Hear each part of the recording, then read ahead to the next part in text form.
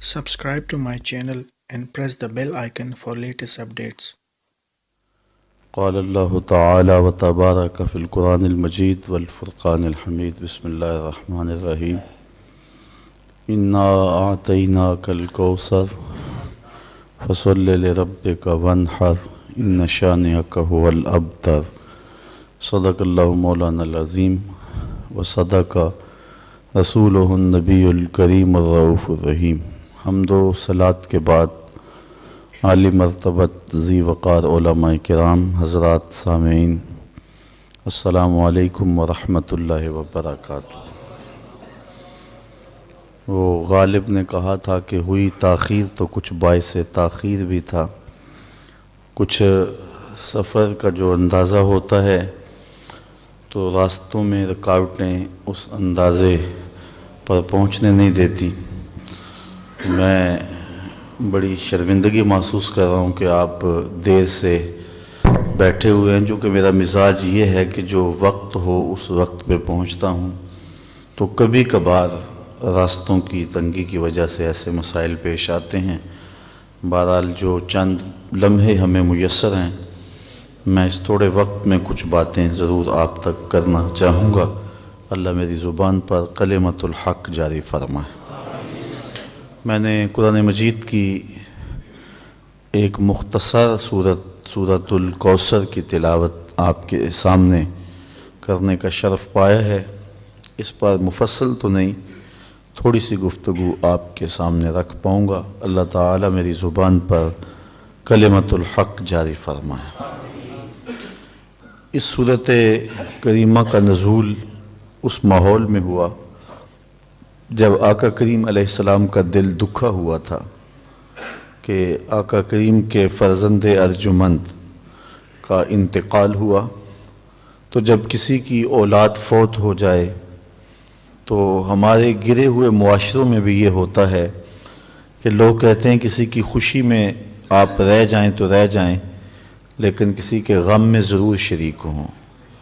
لیکن وہ معاشرہ کتنا گرا ہوا معاشرہ تھا، اور وہ کیسے سنگ دل لوگ تھے کہ حضور علیہ السلام کے فرزند کے انتقال پر کوئی محبت کا جملہ کہنے کی بجائے، حضور علیہ السلام سے اظہار ہمدردی کرنے کی بجائے الٹا انہوں نے تان و تشنیع کے تیر چھوڑے، اور آس بن وائل نامی ایک شخص نے بڑی دریدہ دہنی کرتے ہوئے کہا کہ معاذ اللہ یہ اب تر ہو گئے ہیں، ان کی اولاد نرینہ نہیں رہی۔ بندے کا نام اولاد کے ساتھ باقی رہتا ہے تو اب ان کا نام کوئی نہیں لے گا، اور میرے 4 بیٹے ہیں اور کڑیل جوان ہیں، تو میرا نام باقی رہے گا، ان کا نام باقی نہیں رہے گا۔ تو حضور علیہ السلام آزردہ تھے، بیٹے کی جدائی کا صدمہ اور دکھ حضور کے سینے میں موجود تھا۔ تو ان رشتہ داروں، ان برادری والوں اور اہالیان مکہ کی جانب سے جو رویے حضور نے دیکھے تو حضور کا دل بہت زیادہ دکھ گیا، اور آقا کریم بے چین ہو گئے، مضطرب ہو گئے۔ بیٹے کی جدائی کا دکھ اور پھر دشمنوں کی تانا زنی۔ تو عین اس موقع پہ کہ جب حضور کا دل آزردہ تھا تو اللہ تعالیٰ نے سورۃ الکوثر کا نزول فرمایا، اور محبوب کے دل نازک کو تسلی دی اور ارشاد کیا انا آتیناک الکوثر، محبوب ہم نے آپ کو کوثر دے دیا۔ اب کوثر کیا ہے جو اللہ نے اپنے محبوب علیہ السلام کو عطا کیا؟ یہاں امام رازی علیہ رحمہ جیسے شخص نے لکھا ہے کہ یہاں آتینا نہیں آتینا ہے۔ سادے لفظوں میں یوں سمجھیں کہ یہ نہیں کہا گیا کہ ہم نے تمہیں کوثر دیا، بلکہ یہ فرمایا ہم نے تمہیں کوثر دے دیا۔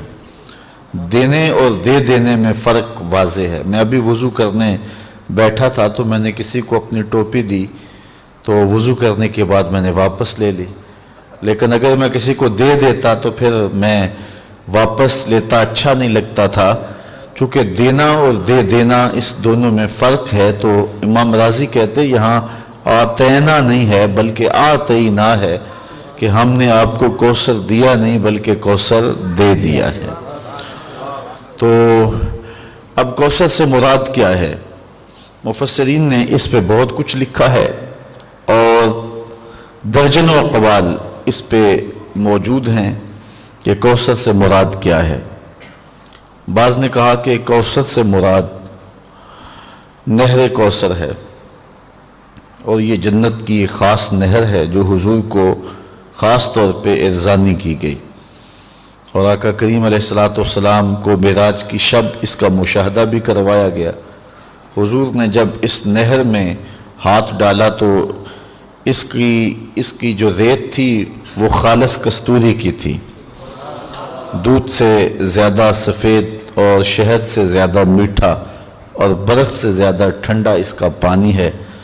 تو اس سے نہر کوثر مراد ہے جس کے اندر بختی اونٹوں کی گردنوں کے برابر پرندے تیرتے ہیں جو جنتیوں کی غذا بھی بنیں گے۔ دوسرا قول یہ ہے کہ کوثر سے مراد حوض کوثر ہے جو نہر کوثر کا یا منبع ہے اور یا نہر کوثر اس حوض میں آ کر کے گرتی ہے، اور قیامت کے دن حضور علیہ السلام اپنے غلاموں کو اس کوثر سے جام شیریں پلائیں گے، اور 50,000 سال کا دن ہے، اور جس کو ایک مرتبہ حضور کے ہاتھ سے وہ کوثر کا جام مل گیا، 50,000 سال کے طویل اور لمبے دن میں اس کو دوبارہ پیاس نہیں لگے گی۔ حضور علیہ السلام نے ارشاد فرمایا انا فرطکم علی الحوض، میں حوض کوثر پہ تمہارا فرط بن کے جا رہا ہوں۔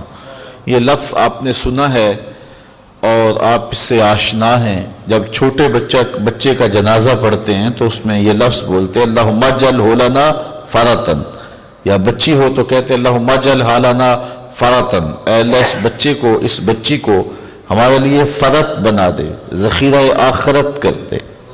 فرط کیا ہے؟ آج کل تو بسوں کا سفر ہے، ٹرینیں چل رہی ہیں اور ہواؤں میں فراٹے بھرتے ہوئے جہاز ہیں۔ یہ وہ زمانہ نہیں تھا، بلکہ جنگلوں میں، پہاڑوں میں اور صحراؤں کا سفر ہوتا تھا۔ تو قافلوں نے دوپہر کے وقت شدت کی گرمی میں اور رات کو آرام بھی کرنا ہوتا تھا، تو جب قافلے کے پڑاؤ کا وقت قریب آ جاتا تو قافلے سے ہی کچھ لوگ بچھڑ کے تھوڑا آگے چلے جاتے تاکہ کوئی شجر سایہ دار تلاش کر لیں اور اس کے نیچے کوئی جھاڑیاں، کوئی کانٹے ہوں تو ان کو کاٹ دیں، تاکہ تھکا ہوا قافلہ جب پہنچے تو اس کو اپنی جگہ کی تیاری خود نہ کرنی پڑے۔ تو وہ پہلے سے کچھ لوگ آگے جا کے قافلے کے بیٹھنے کی جگہ تیار کر دیتے، اور تاکہ تھکا ہوا قافلہ جب آئے تو آسودگی کے ساتھ وہاں بیٹھ سکے۔ وہ اشخاص جو پہلے جاتے ان کو عربی میں فرط کہتے ہیں۔ تو حضور نے ارشاد فرمایا انا فرطکم علی الحوض، میں پہلے اس لیے جا رہا ہوں کہ حوض کوثر کے جام تمہارے لیے بھر بھر کے رکھ دوں گا۔ تو حضور کا اس دنیا پہ رہنا بھی ہمارے لیے بہتر، اور حضور کا اس دنیا سے اس جہاں کی طرف، برزخی دنیا کی طرف جانا بھی ہمارے لیے بہتر۔